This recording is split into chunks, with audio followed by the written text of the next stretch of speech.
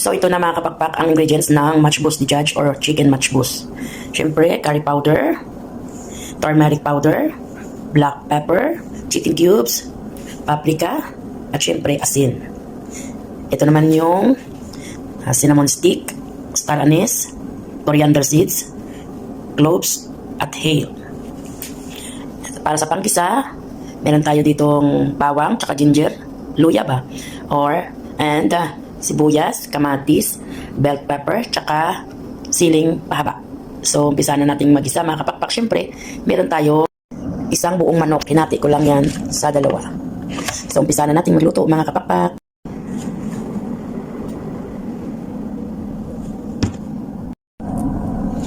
Una, sibuyas.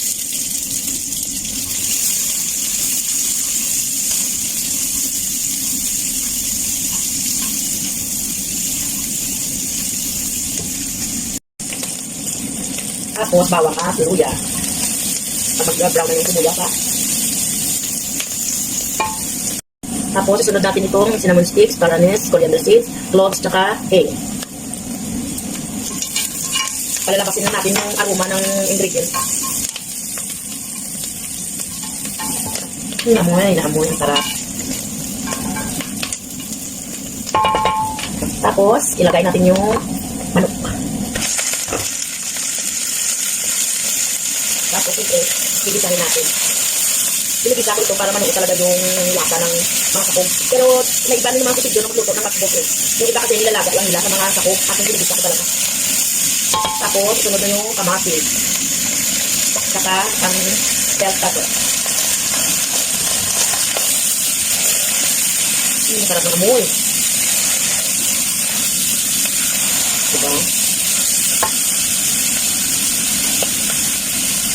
Tapos, sunod na yung mga powder. Ito naman natin yung powder, black pepper, paprika, asin, ano pa, curry powder, chicken cubes.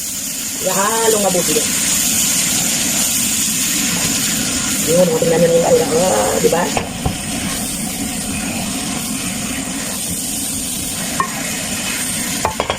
Tapos takpan lang mga 2 minutes.